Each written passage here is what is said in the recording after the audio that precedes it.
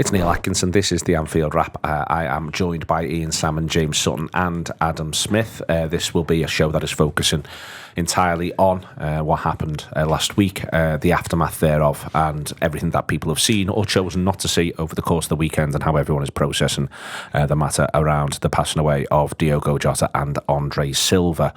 Just to let you know on that, there'll be one more of these shows being recorded today and released today on the Anfield Wrap, and then there'll be one more being done on Tuesday as well. But this is with the people who are in the room, Ian, Salmon, James Sutton and Adam Smith. And I'll start off with you, Adam. It was and still remains genuinely quite shocking, genuinely quite numbing. Over the course of the weekend, there's been the services, the vigil followed by the funeral. I've tried to avoid a lot of the images in that I do feel as though, as much as possible, I'm of the view, and other people cannot be, but I do want that stuff to be as private as it possibly can be. But they're still hard to escape. And it's also very, very clear that the entire football world is engaged with what has happened to Diogo Jota and Andre Silva, and there just appears to be a great deal of sadness around.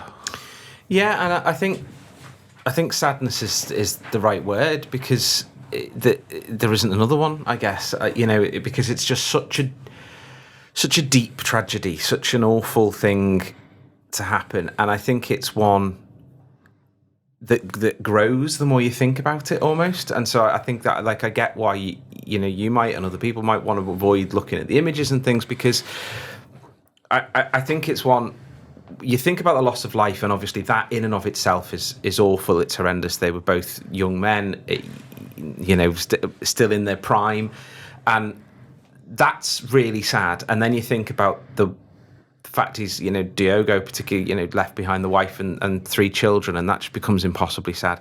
And you think about the parents that have lost you, and it just goes wider and wider and wider the more that you think about it. And I think there's but for the grace of whatever you believe in about it as well, because it was a tragedy that could literally befall any of us. It was a car accident. It was like, when you boil it down, that's what it goes to. And even if you don't drive, you get lifts or you get a taxi. It's something that, when you strip away who it was to, and what he was driving and all those things, it's just 2 people died in a car accident, and that's what makes it so impossibly sad, that you think of all of those times that that maybe that you've overtaken somebody, and and you think, oh goodness, I didn't realise that was there, and that obviously that's not what happened, but I just mean those instances of, crikey, that could have been me. So that's the, I just think there's so much tied up in it all, that just is why it just feels so profound, really. The scenes in Anfield, Ian, the number of tributes is growing and growing as the days pass. But also the wider football world is very much paying tribute at every opportunity as well. Raul Jimenez, who used to play with the player, the scenes of, for instance, Ruben Neves the other day were just really, really upsetting. And then sort of reading his tribute to Diogo as well, it feels as though it's grabbed a lot of football and sort of pulled it along in its wake. But I just keep coming back to the true heart of it, which is the family. Diogo's wife, we now know Andre Silva's recently married as well, his wife, and then those parents. And I just genuinely, every single time I think about it, I'm just sort of pulled back to those parents. I just think it's such deep, unimaginable sadness. I'm completely there. I said before the show starts that I haven't cried yet, and I've come close a couple of times, and I think it may happen while I'm on mic at some point. I can't think about football. Football just seems utterly pointless at the moment. At the same time, what this has shown us is football doesn't matter, and football matters so much, because we know Diogo through football. Football is what's made. Football's his life.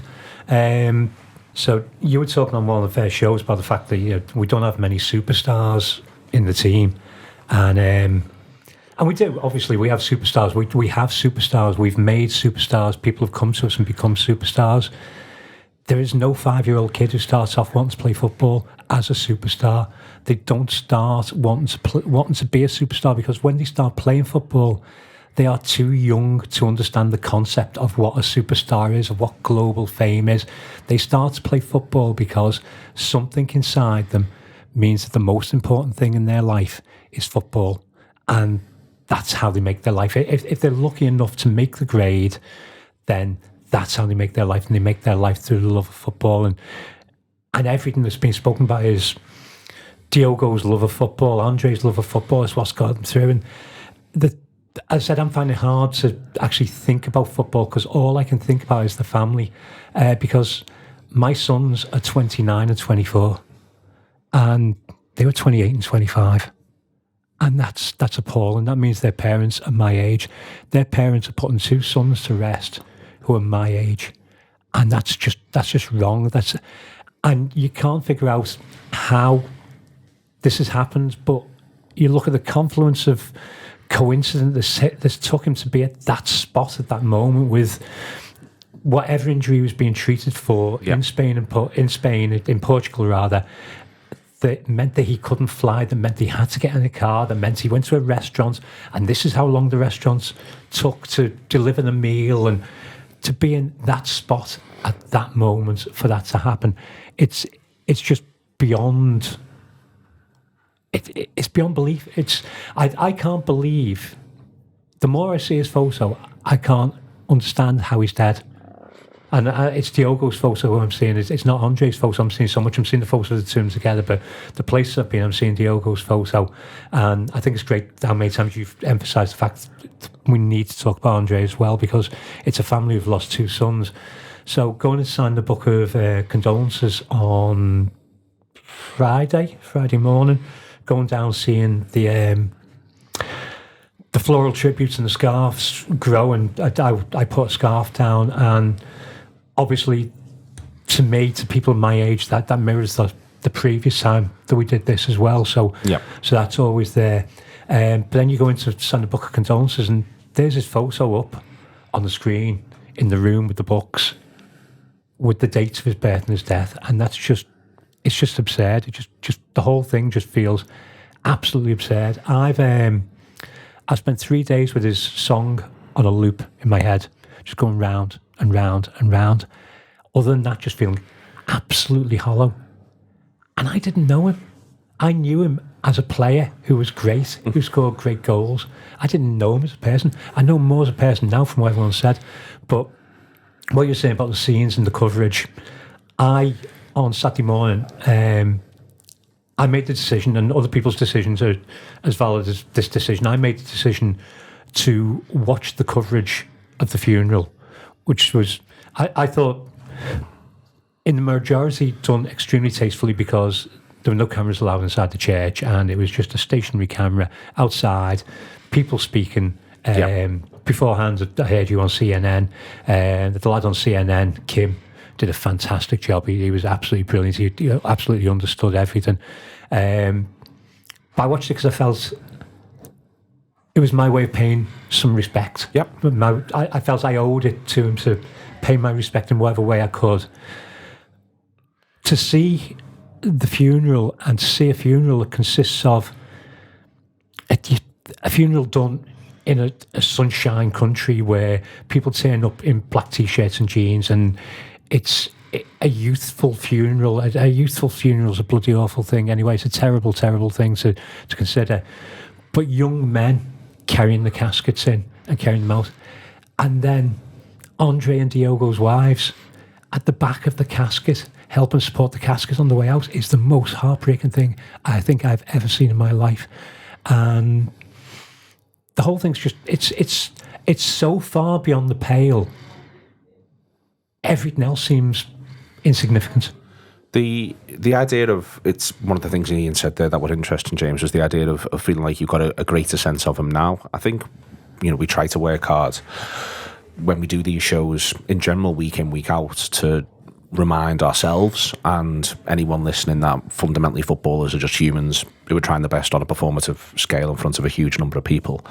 I am struck by, first and foremost, how much I think his personality came through the football, but also secondly, almost, as someone who doesn't necessarily engage with tons and tons of things on social media, seeing these clips of the way in which he was around the place be sort of amalgamated together to tell the story of a person is one of the things that sort of knocked me over to such a degree, because I do think I had a good sense of him from the football, but that sense now is so much, it's been deepened.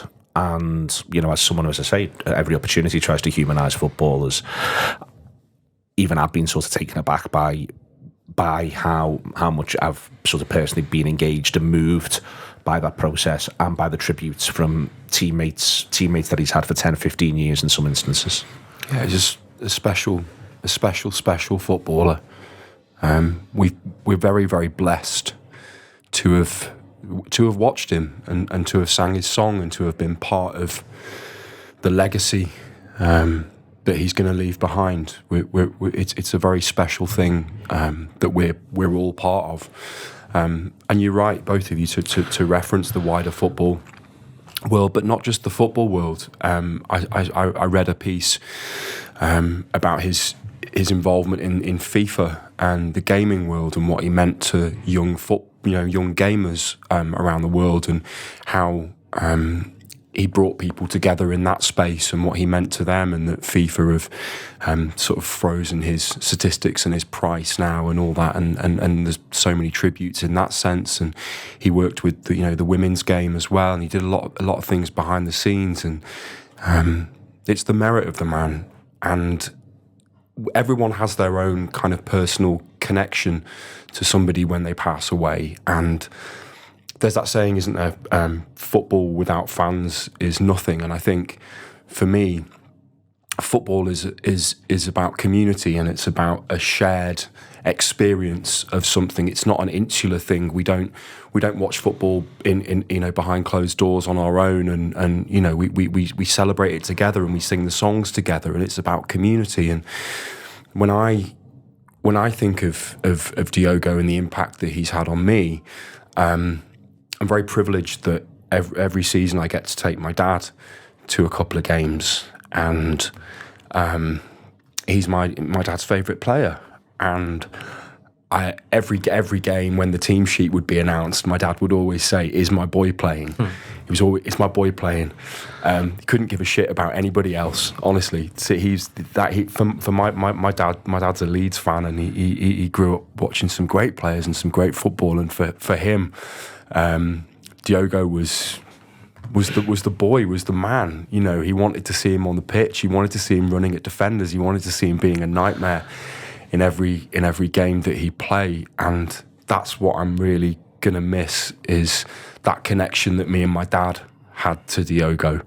We've all got our own stories and our own memories of goals and games and the songs and Madrid and all of these times when we've celebrated him, and we all have our own personal connection to him. And I'm similar to you, Ian.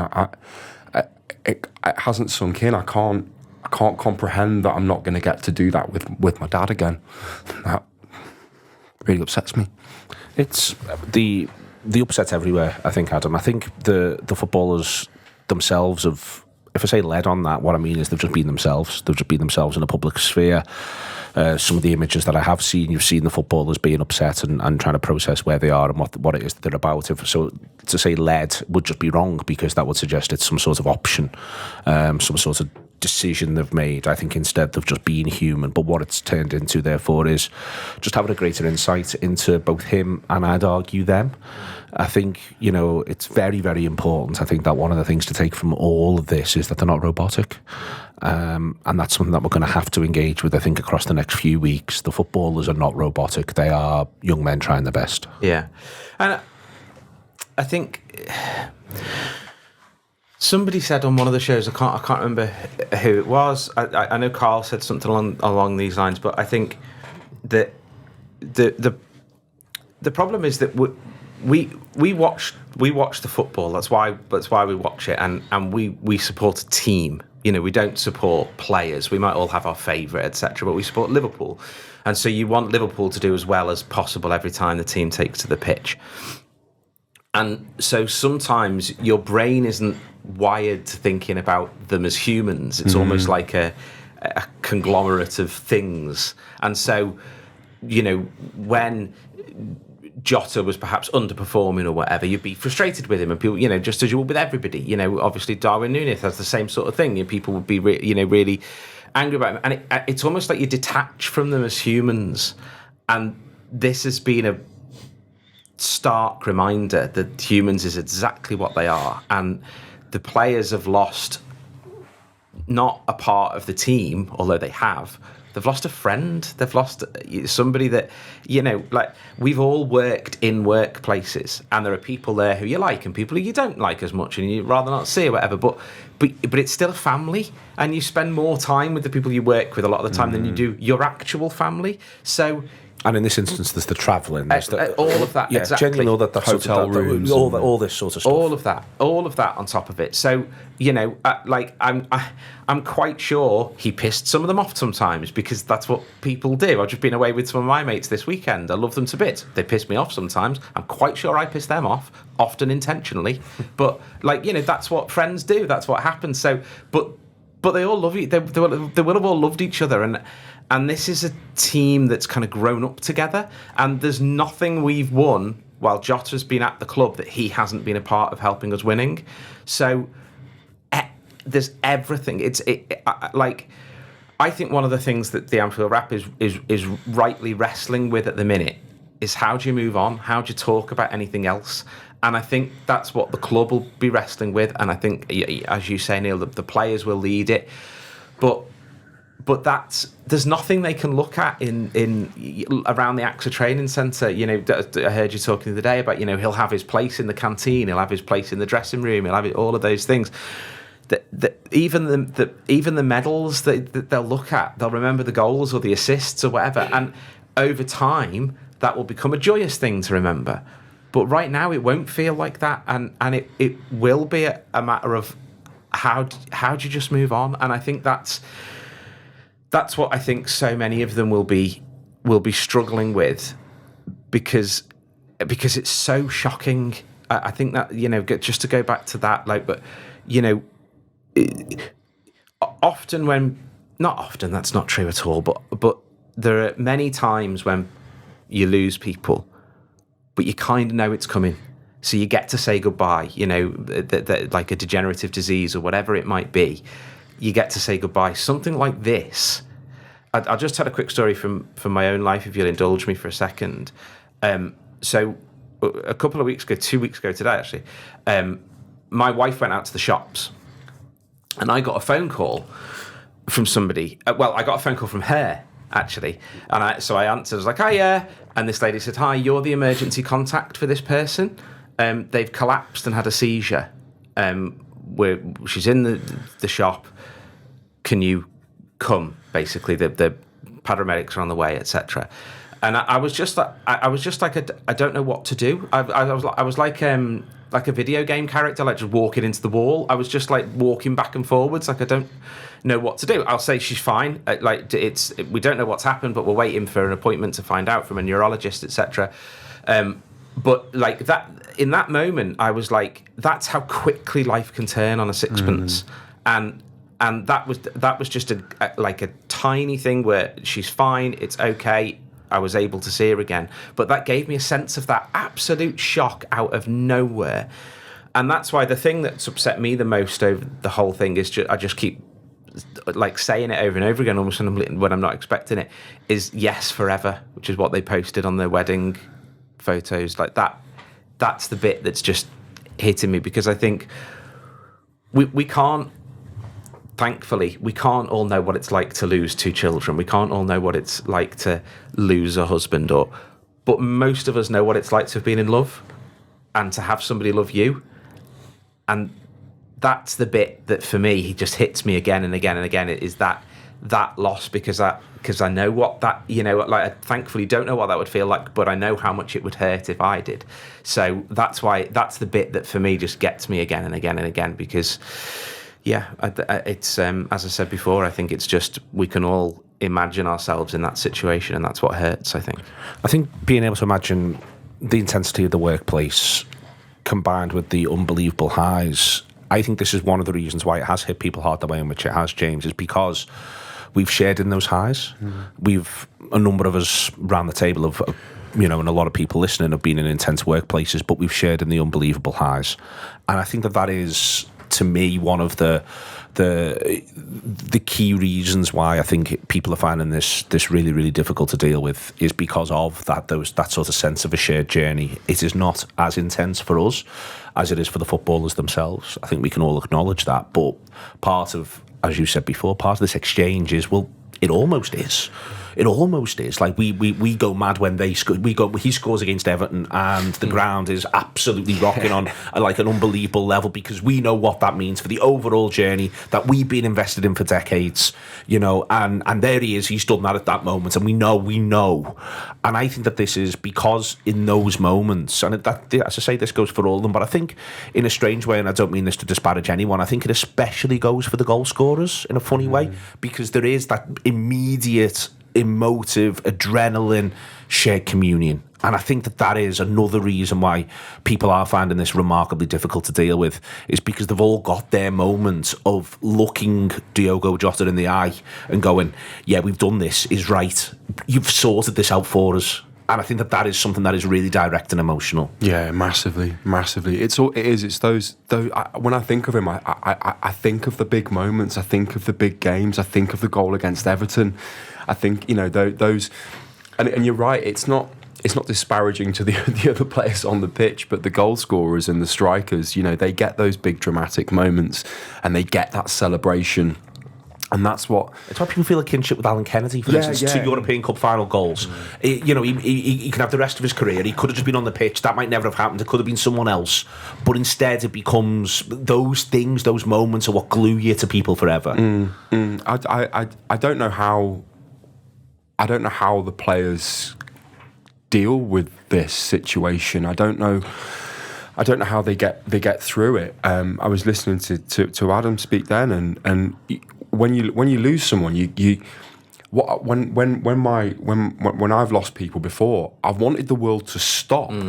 What's bothered me is that everything just carries on. Life just carries on. There's a new season approaching. There's pre-season. There's all kinds of things that need to happen to facilitate this club moving forward. But you kind of just want the world to stop and go, can we just have a moment, guys? Because this guy who meant the world to us isn't with us anymore. And I don't know what that looks like for the players and the staff. And it's going to be so emotional when we all get back in that stadium. I don't know how I'm going to feel. I don't know how any of us are going to feel. It's an incredible thing, isn't it?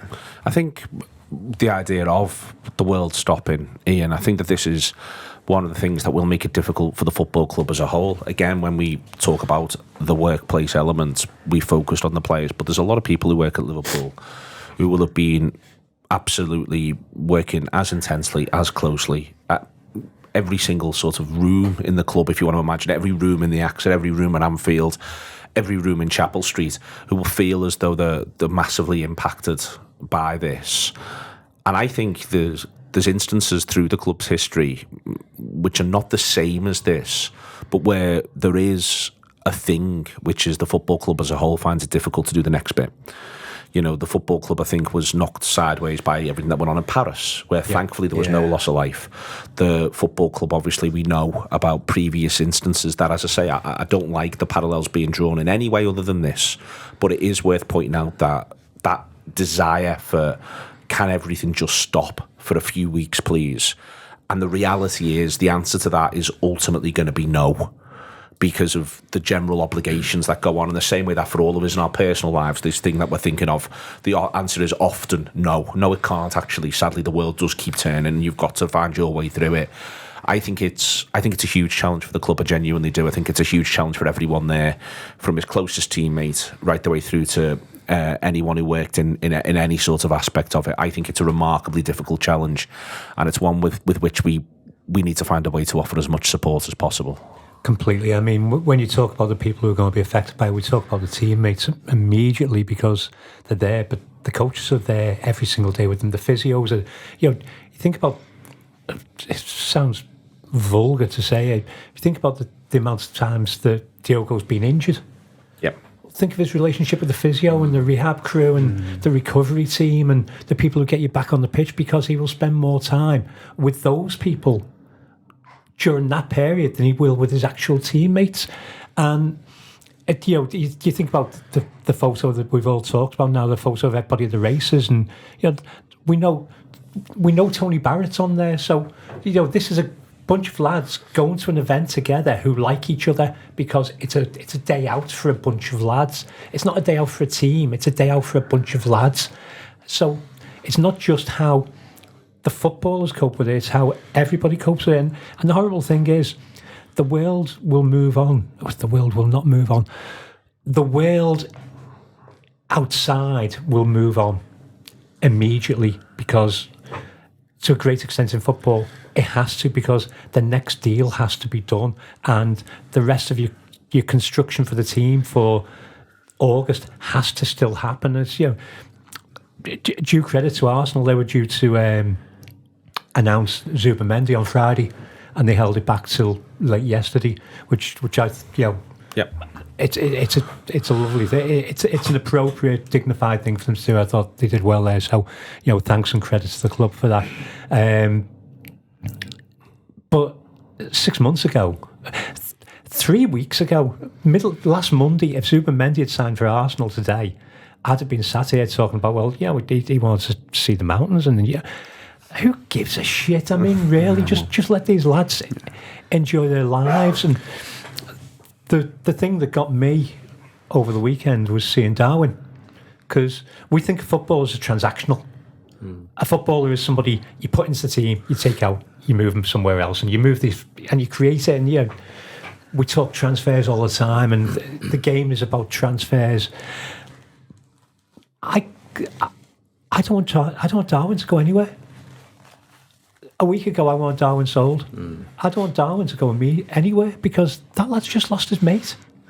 How do you tell that lad, well, we're selling you to so-and-so, so-and-so's coming in and buying you, and you're going, and you will do your morning somewhere else while your mates do their morning here. But while your mates are doing their morning here, Frimpong and Kerkez and Verts are coming in, who may not have known a great deal about Diogo other than what they saw on the TV, and may have never encountered him. And they're coming into a workplace that is morning, and I don't know.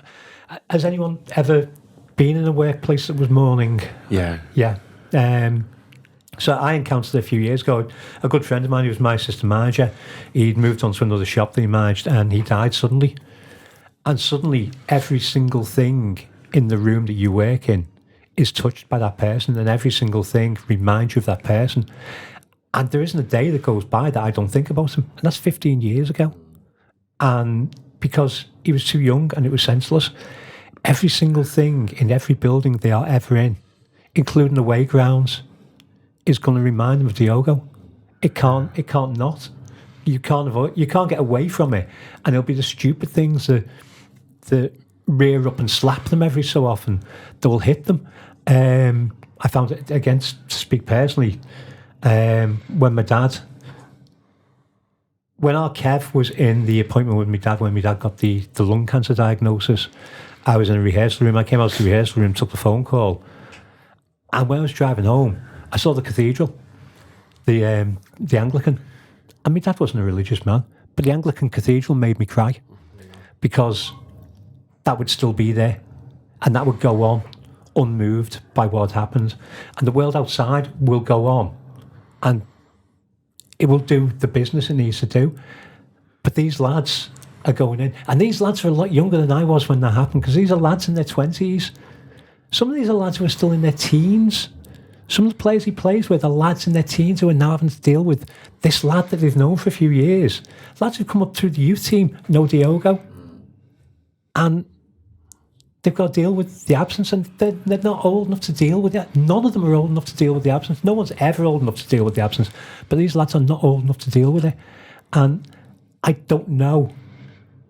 There is no right thing that the club can do. There is no wrong thing the club can do. All they can do is what they do, and do what feels appropriate at the time. And they will make mistakes, and they'll get other things brilliantly right. And what they've done over since Friday morning, since Thursday night, when they opened up outside Anfield and they opened up the book of condolence. That's the right thing to do. And it's been dignified. It's been a beautiful thing to do, because at least it shows people have a way of showing how they feel. And I don't know. I don't even know what you asked me anymore. I've just kind of gone sideways. It's because this is the thing with grief. It just spirals round, doesn't it? And it turns round on you when you least expect it to, and something else will hit you. And they've got years of this now. I was going to say, we just thinking about the squad as a whole and the effect that it's going to have. We are blessed at Liverpool right now to have so many big characters with a wealth of experience. Players like Virgil with amazing heads on their shoulders, who can put an arm around the younger lads. Players like Connor Bradley, players who, like as you rightly referenced, who perhaps haven't experienced grief before and haven't lost anyone close to them before. We are in a privilege is the wrong word, but we've got players there that we're lucky to have who will look after each other and will try and carry each other through, because as you said, today, it's people are going to be back at work today. People are going to be dealing with contract negotiations. People are going to be dealing with new signings. The world doesn't stop. You've got to keep going, and that's when you lean on the big characters and the big voices and the people with experience to help you through. There's something, Adam, where, for instance, as we record this, it might be that by the time people are listening to it, either because they've listened to it when it's come out, or given it a little bit of time, which, by the way, I keep saying it on the shows. I probably should have said at the start of this one, this is not a test. You don't have to listen to everything, far from it, and we'll be putting another couple of these out, but if they're not for you, they're not for you. On it, Adam, I think we'll know whether or not, possibly next couple of days, whether or not they want to fulfil the fixture against Preston. I'm absolutely certain Preston will be completely understanding. Again, Ian's point before about Arsenal, I think the whole of football is good at this. As and when it happens, I think that football does do this stuff really, really well and understands. So I suspect that what will be where Preston are concerned, Adam. But I am of the view that they're going to have to let themselves be guided by the footballers. It is going to be the next phase of this. Is the club and the footballers are going to have those conversations with one another, and I expect them to be fruitful and productive and reasoned. But ultimately, it is the footballers, I think, who are going to, at least for the next few weeks, decide what everyone's schedule is. Yeah, I think. And I think, going back to what James said before, we are in a position where there are a lot of really good lads in the team that love each other and respect each other. It's clearly a group that knows how to work together. And I think that the truth is, sometimes you need someone to say, "We need to do this now. We need to take the next step." I'm certainly not saying it should be days after the funeral or anything like that, but sometimes you just need somebody to say, and sometimes you need to be the person, to say, "Look, I think we need to do this," and I think that's what will happen. I think there will be maybe the leadership group will get together and say, "Look, I think Preston, if they could look at it as a chance, not for closure, because I don't know whether they'll ever get that really, but a chance to say, well, he loved to play." Like that's something about it. That's something about all of them. Yeah, they play because they love to play first and foremost. Exactly that, and I think there will be that thing where look, I think we've all either lost people or know people who've lost people or whatever, and one of the sentiments is often, "She'd have loved this. He'd have loved this. He'd want us to do What would he want us to do?" Yeah, exactly, that kind of thing. And you could almost picture a world in which the player is like, "You've got a chance to go and play football. What are you doing? What are you sitting around moping for? It's not going to bring me back. Go and play football. Go and go and let the fans show love," which is obviously that's what will happen. I imagine both sets of supporters will do it. And I think what Ian said before, I think, is right, that the club has, I think, got it bang on the money so far with what they've done, the reactions they've done, and it's almost like they can do, whatever they do will be right.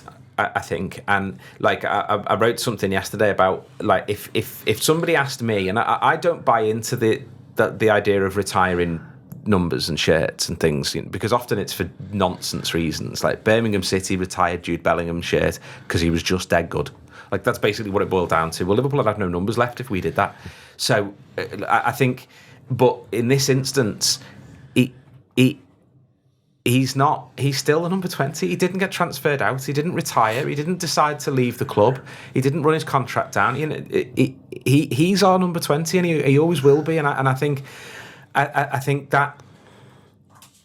Like, how long would it be until a player was like, yeah, I'll take the 20? Because it's forever going to be associated with Diogo Jota at Liverpool, rightly so.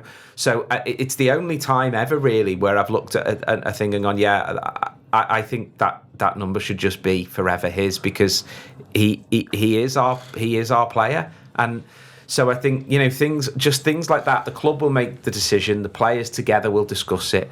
And again, maybe the leadership team will get together and say, we need somebody else to be playing in 20. We need somebody else to do that to help us move forward. I don't know. But I think that's what will happen. And with the idea of Preston, I can absolutely see a world in which the players are saying, Ida wanted us to play this. We can't, we've got a chance to play football, got a chance to get back onto the pitch. And of course, ultimately, that's what they are. They're footballers, and they'll want to play football. We've got coming up the first games, because it is games back at Anfield that are in the schedule. The two in a day against Bilbao, which the two in a day, the same set of supporters in to see both of them seemed extreme almost at the time. And the idea that it's got this extra emotional element riding on it now, Ian, I think will be tough. There'll be the first game of the league season where people will be able to be at, which will be the home game on the Friday night against Bournemouth. I'm expecting that to be deeply emotional. At some point Liverpool go to Molineux, at some point Wolves come to Anfield. Over the course of the campaign they'll be emotional. But as you said, the other thing is, just from time to time, Liverpool play Arsenal, third game. Diogo's got a great record against Arsenal. These things will just rear their heads and clatter into everyone's collective reality over and over again, not just the players but the supporters as well. And I think that we all need to begin to be prepared for that. Completely, because it's always the firsts, isn't it? Anybody who's suffered loss, which is obviously the vast majority of people here and listening, and knows it's the first birthday, it's the first Christmas, it's the first holiday, it's the first everything. The first always hits you. So it's going to be, there's a Newcastle fan on Blue Sky yesterday suggesting that because we responded well about Christian Atsu, it was Christian, wasn't it? About Atsu. Yeah. They should sing You'll Never Walk Alone. Now, if they do that, that's going to be beautiful, it's going to be heartbreaking. And the first You'll Never Walk Alone this season will be heartbreaking, and the first time we sing a song, which will be immediately before or immediately after You'll Never Walk Alone, is going to be heartbreaking. Each one of these is going to be, and each one of them will trigger somebody in a different way, whether it be somebody on the pitch or one of us in a different way. And it's the things you have to negotiate your way through. The first European tie, the first cup tie, the first final, the next league win, the next thing we win. It's the things that he would have contributed to in some way, and it's just going to keep rolling for quite a while. Okay, thank you very much, James, to Ian and to Adam.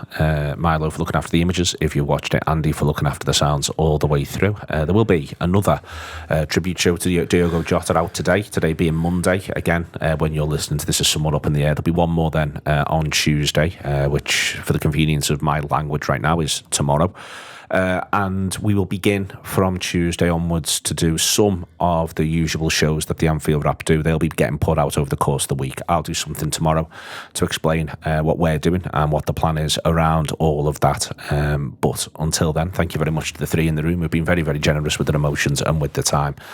This has been the Anfield Wrap. Life is an emotional hothouse.